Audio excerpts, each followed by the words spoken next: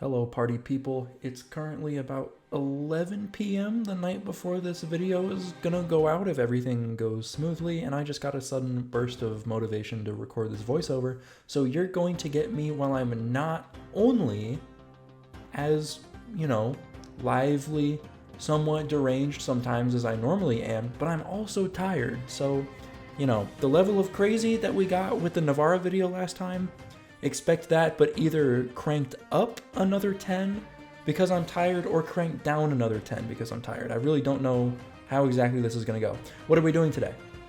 Today we're going to get a very quick and easy achievement, the Land of the Rus achievement. I'm going to put that on screen. Hopefully me, after I recorded this voiceover, decided to put that up on screen and not just troll myself afterwards, but we start up in the north here as a Norse Viking who is in the land of Garthariki, which is actually the kingdom of Novgorod. So we start out as a duchy, but we can go ahead and create the kingdom title on day one with the amount of money that we start with. And what do we need to do to form the achievement? We basically need to start as Rurik the Troublemaker, which is who we're playing as currently, and we need to have our lineage form the Empire of Russia, which is the de jure empire that we start in. We start as a Norse Asatru character in a region where there are 0 Norse Asatru counties. This is pretty much a parallel start to Jarl Dire the Stranger, the start that we did earlier, starting in Kiev, but this time we're just up in the north. I think in that campaign we actually wound up allying Rurik the Troublemaker and using him in a couple of our wars, so now we're just kind of playing the flip side, going for a different achievement. So what exactly do we need? We need 62 de jure counties of Russia in order to form the empire, and we start out with 10, so we're going to have to get another 52. Now we're surrounded by a lot of weak little chieftains, so in the beginning of this playthrough what I'm going to focus on is just trying to constantly be at war. I'm going to try and not be at peace at all so that we can blast through getting these 52 provinces that we need as quickly as possible. We've already got war number 1 down because we captured this guy and his son. Always make sure when you capture enough people and you have especially the enemy war target captured, that you sell off all of the prisoners when you have 100%. Before you piece them out, because they'll lose their land, they'll lose their money, and you won't be able to ransom them afterwards.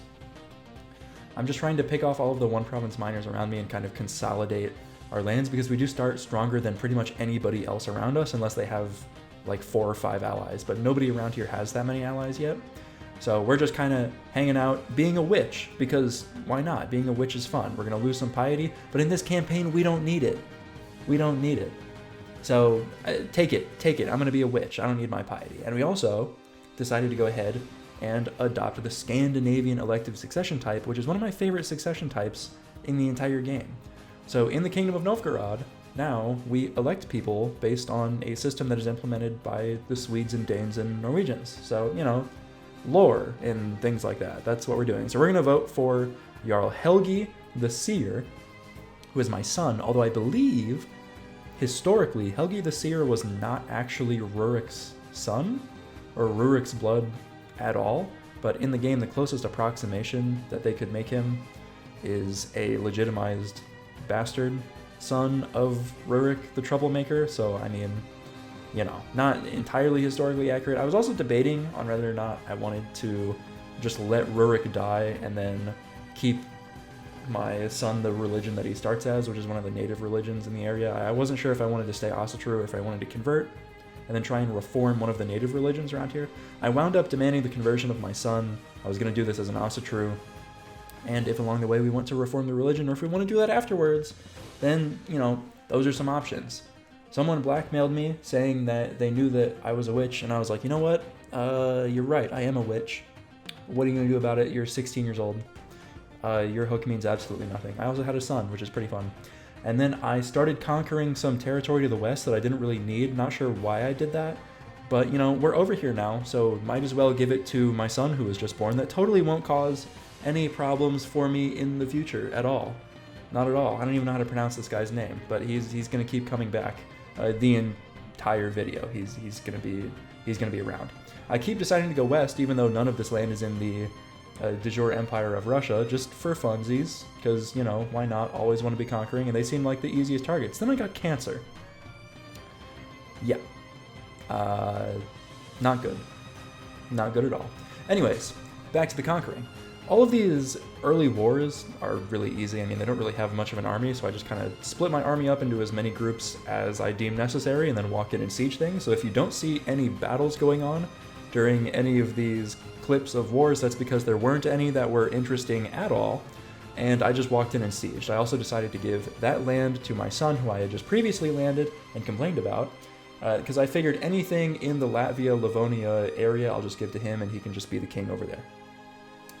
By this time, I was able to start declaring war for entire duchies, and that's what I wanted to do before I eventually would die of cancer, because when you have cancer in the year 873, there's really not much anybody can do for you. Even though we are a witch, I don't believe we possess a spell yet to immediately cure our cancer, so that's not really going to be an option for us. So I'm going to try and declare as many conquer wars for duchies as I can before I croak and wind up 6 feet under. And again, I'm heading to the west because why not? I guess I just want to feed my son more land. I'm not exactly sure why I decided to do this in the moment instead of going north or south or literally any other direction that would have been beneficial to me. And as punishment for my really, really bad decision making, I died. So at least we were able to declare the war for the duchy before we died, since our new character doesn't have the correct level of splendor. But we're going to need to farm some fame from here on before we're able to start taking entire duchies. Our son was also a martial spec character, so we were able to start going down the martial tree, and then I got jump scared by whatever is going on here with my son and player heir Orvar. He looks like a skinwalker. I've had people lose faces. I've had faces not render in. You know, I've had a bunch of different visual glitches. I have never seen this before in my entire hundreds of hours of playing this game. So this was a bit of a new one. Has this happened to any of you guys before? I mean, it's even in this pop-up too. And this is, I'm pretty sure that was a different kid. I don't know. Stuff's getting weird, and I'm not exactly a fan of it. So after every single time that I was doing these wars, I was ransoming off all of the prisoners, and that was once again bankrolling my nation, as we normally do in every single one of our playthroughs on this channel. Our nations are always funded entirely by ransoming prisoners and by plundering neighboring nations. So I'm ransoming off these people, making some money passively while we're at war, since our men-at-arms don't cost gold to upkeep, and then I am creating / usurping all of the duchy titles that I am conquering and granting them out to various people. In this case, I gave the Duchy of the Black Galleons to my relative, whose name I still cannot pronounce, especially when it's only on the screen for a few seconds. The interpretation is just not happening. My brain is moving way too slowly right now. We're back to just picking off the one province miners around us, since we can't really declare for a duchy. I have this thing, which I don't know if this is just most CK3 players or if it's just me, but if I know that I will have a duchy CB in the future, I will not declare on somebody for one county when I can just go in later for the entire duchy that county is a part of. Like, if they have 3 counties in one duchy and then 1 outside of it, yeah, I'll go in and I'll take the 1. But if they just have like 4 counties in one duchy, I'm not declaring for 1, waiting for an entire truce, and then attacking them again when I know that later on I can just go in for the 4. Does that make sense? I hope that makes sense, because that's my line of thinking when I'm doing this. I also got attacked by a kid. Thankfully, this one is not a skinwalker, but it was Minsk, who is the main antagonist, not protagonist. That's me, the antagonist to our south. So I just kind of wrapped up the war in the north, sieged down the little one-province duke that was left up there, and then marched back to try and save my capital from being sieged down. I also did the whole ransom prisoners thing on this one and then took his duchy, so that's why the finishing of the war was a little bit delayed. And now I'm just kind of trying to scout different people to give titles to, and all of the people that I'm giving titles to are Asatru, but they're also local nobles. So I'm elevating the local nobles of the culture of the province that's there, and then I'm making sure that they're of my faith and then giving them counties. We did make it back in time in order to have a big battle and not get our capital siege down, which is really nice. Our troops were just better quality this time, and we had a +12 commander advantage over them, which is pretty big. It's not the biggest commander advantage that I've seen. Pretty sure I've seen some commander advantages in the 30s and 40s before, but it's enough to get the job done. If you'll notice on the screen too, I have Bellum Justum. Very nice. I keep remembering it now. I managed to scold myself into remembering it every single time now. And also, before I forget, I was supposed to do this at the beginning of the video, and I was supposed to do it in the last video as well, but I keep forgetting. I'm going to take this moment in time to plug my Discord. If you've been watching this video for a solid 10, almost 10 and a half minutes so far, please join the FoeZero community Discord. There's going to be a link in the description that is a permanent join link, so you can join via that. You can send it to your friends, you can send it to your family, you can send it to some random people that you've never met before online. And, you know, they can all come, they can all hang out in the Discord. I announce all of my uploads in there. I announce when I'm streaming in there. I also have a brand new streaming PC that's supposed to arrive to my household in a couple weeks max. So expect some more live streams once I actually get a computer that doesn't explode every single time I run something that's not Teamfight Tactics on it.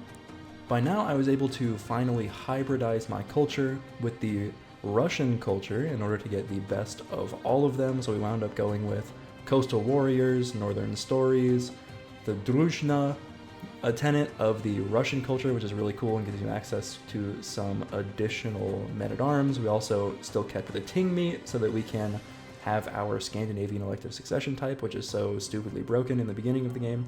And would you look at that, our culture is only present in one county, which is actually fantastic, although not right now. You see, the one county that our culture is present in has 0 development, which means that for the cultural innovations, the average development of all of our counties of our culture is 0. So we need to bring that up. But it does mean that we can bring up the average a lot faster than normal. So when the culture is normally spread out over tens or hundreds of provinces, that all gets averaged together, and raising that value is actually really hard. So you really only benefit if your culture has really high base development.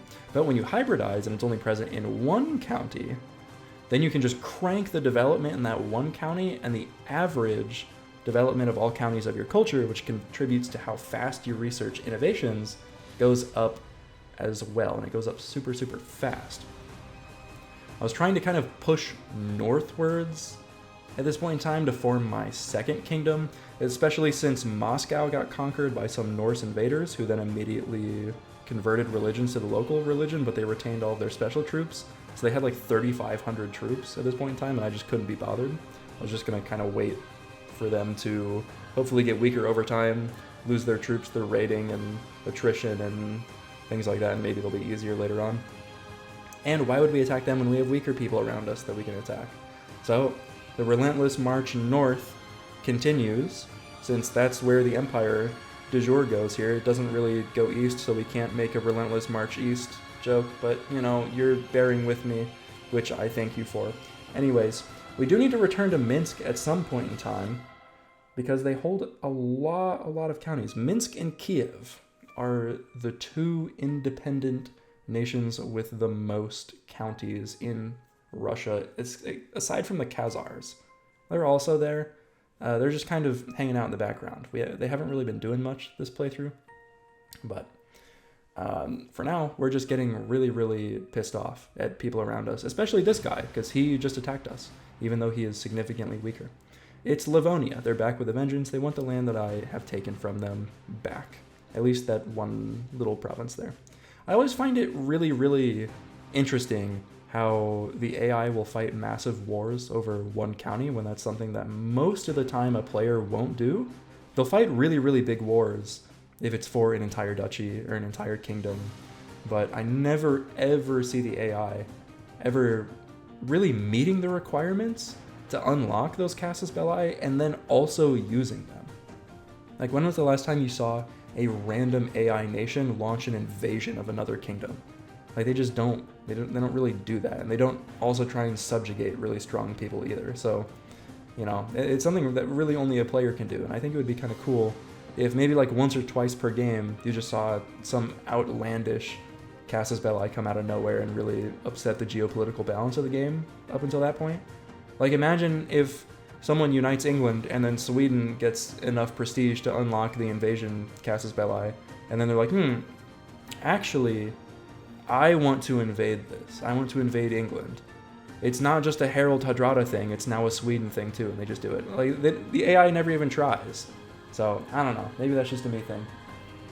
The war was super easy. We just finished the sieges in the north and then marched our army back down and stomped theirs while it was split up into a million different pieces, because it was them and then a million different allies, little stacks all running around. So we managed to kick them to the curb fairly easily. And now our country was kind of getting pretty stretched out to the point that we were able to form the kingdom of Bjarmaland. Not a lot of development up there, not a lot, probably except tundra, but, you know, we're the king of it, nonetheless. And now the succession, I have noticed, is getting a little weird, since we have a mix of Scandinavian elective and the Confederate partition as well. So we just gotta kind of keep an eye on that for when we start getting old and close to death, because you never know when something like cancer might strike. Learned that from my father in this game. Anyways, after achieving a high enough level of fame, I was also able to found the capital of the Rus, which is really cool. I've never been able to take this decision before, but it gives our capital a lot of bonuses, and it also just gives us a flat 4 development increase, which takes us from a whopping 0 to 4. Very nice. Gonna help us with innovations a lot, having our average development not be 0 anymore. So we must have been able to get it up to 1 since it was up to 5 there, which is really nice. Now I'm eyeing up Kiev, the realm of Jarl Dyer the Stranger, but while I was eyeing up Kiev, I noticed that Khazaria was also ruled by a child with 3,600 troops, so we did the classic Jarl Dyer maneuver. Patent pending, don't want to step on Jarl Dyer's toes, but I was like, I haven't used my Subjugate Casus Belli yet, why don't I just go become the High King of Khazaria and take it from this little kid? Which, you know, I felt like I could do. I really did. So we marched in, did a lot of sieges. We were trying to consolidate my army and chase his down, but the supply in this region is just so bad. The majority of these big wars is just managing the supply of your army in between your sieges and battles. Like, that's pretty much all it is. The only way that you can really lose an invasion when you have the men advantage, as large as we do in this case, is actually if you run out of supplies and all of your troops starve. Also, did you see that? We just reinforced a battle where we had 0 men left in the battle. We're getting away with crimes here, okay? That's how badly the game wants to see us succeed. And then after getting absolutely trounced in battle, the Khan is like, do you want a white peace? You want to just go home? You want to just go home and not be here anymore? And I said, absolutely not. Absolutely not. That ain't me. I'm not about that life. I had a grandson who was both hale and quick, which is also really exciting. And then we got that great news followed up by even better news in that we won the battle and we're continuing to trounce the Khan, in addition to the peasants that rebelled at home for some reason. I always think it's really funny when you have like tens of thousands of troops and then you get a peasant rebellion that's like 200. Like, what do they think they're going to do? Where do you think you're going? I don't know. At this point in time, I got flashbacks to the last time that I tried to subjugate Khazaria, and I was like, maybe I can use the rivers to get a stack over to his capital really quick to give me the last little bit of war score that I need. So I was able to send a stack of 661 Vikings down to the capital of Khazaria for an 11-month siege when they were already running out of supplies. What could go wrong? What could go wrong? That was my Hail Mary. Then I had the rest of my troops chasing down the bulk of Khazaria's forces. We beat them in Ryazan and sent them packing, and then I was like, wait a second. Maybe I wanted to continually chase them forever so that they don't run back and reinforce. They were actually kind of close to getting there, but we were able to siege down the capital and capture the Khan, which elevated us to the rank of High King of Khazaria. Now, I don't know about you, but I think that yellow color is like really, really, really ugly, and I want to get rid of it as soon as possible. What's going to be the fastest way to get rid of the yellow color? Well, we can get the green color of Russia if we just conquer a few more counties and form Russia. But first, we have to handle this Northman army conquest that got declared on the previous emperor that I didn't see happen, so I already stood down all of my troops. So, you know, we had to spend another 1.5 years raising those back up to deal with the Northmen, but it is what it is. It's fine. Everything's fine. I also gave Scandinavian elections to the High Kingdom of Khazaria, which when you think about what exactly that entails historically, I think it's just really, really funny that we essentially usurped the title of the empire of a bunch of nomadic horse lords and imposed an elective succession type upon them that has its roots in Scandinavian Viking culture. I mean, we're just doing some crazy things out here. I don't know how exactly the logistics of that would work out if you were a nomadic horse lord roaming around the steppe right now, but now you got to cast your vote. Cast your vote. Now it's time to go after Kiev, and I was actually looking at an invasion of Ruthenia to get it all at once, but then I realized that most of it is in the Duchy of Kiev because it's just one of the biggest duchies in the entire game. So that and the Duchy of, I think it's Mercia in England, are just massive. I don't know. I think they each have 6 or 7 counties in them, which is just unheard of. I don't know. Kind of crazy. And they're also just really big on the map. So his army got baited in by mine trying to gather right on his border. So he committed to the battle when I had like 100 and something troops raised, and then in the next tick I was up to 2,000, and we just absolutely crushed his army, and then we crushed it again, and then we crushed it again while we were sieging down Kyiv and everything around it. And again, we've just grown into this massive geopolitical force that, you know, no one can really stop.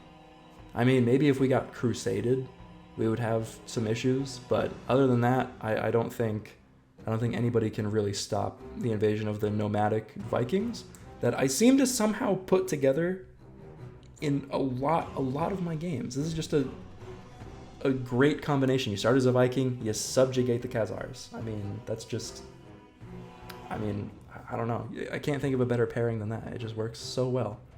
I also thought that I would give my son the Kingdom of Ruthenia now that I had conquered Kyiv, in hopes to make him a more appealing heir than my half-brother, I think. I think he's my character's half-brother. Maybe not. I don't actually know. But the one kid that we put up in Latvia earlier that every single vassal likes a ton and they keep voting for because they think he's so great and so handsome and so strong and so powerful. And I'm like, you guys gotta vote for my berserker son. He's really cool. He might be kind of a drunkard, but now he's king of Ruthenia, so that's cool, right? Y'all should vote for him. Anyways, it was finally time to conquer Moscow, and I declared a double war here, just to try and get the last remaining provinces that I needed very, very quickly. And I think it's really funny to note right now that still, aside from the one county that I hybridized the culture of, there are 0 counties in this entire empire that have my culture, and there are 0 counties in this entire empire that are my religion. And somehow, it is all holding together. There are factions, but none of them are strong enough to actually press their demands. The realm is surprisingly stable. I feel like this happens a lot when you're playing as Viking characters. You conquer a lot of people, and you have a realm that should be hugely unstable because of how fast you're expanding, and it's just not. I mean, granted, a lot of the vassals in the actual Empire of Russia that I have are local nobles that I elevated my own and that I've granted titles to, so they're all pretty grateful for that. But I mean, I just conquered a bunch of horse lords and they're all just kind of chilling with it. They're all fine. Also, we have lover's pox because I went to the brothel a single time. I mean, what are the odds, right? That's just unlucky. But now we finally have enough land to be able to swap our color over to green and get the achievement after I make this my primary title. And it actually swaps the name over to Garthariki, which I wasn't a huge fan of because that's the same name as the kingdom that we started with. I thought it was going to be some new unique name. I don't know. Either way, the green color is cool. The borders are kind of whack still, but we've put together a pretty huge empire. From here, I could either go reform the religion, or I could continue trying to put together some actual like Russian borders and push east. A lot of options here. A lot of options. Anyways, thank you so much for watching. Sorry this took me so long to edit. Editing has been kind of a motivational challenge for me recently because I'm not the biggest fan of editing. But you know what? I got it done and I got this recorded, and now it's my bedtime. So remember to join the Discord, and I will leave you with my little son drowning as he goes to play with friends. So till next time, bye-bye.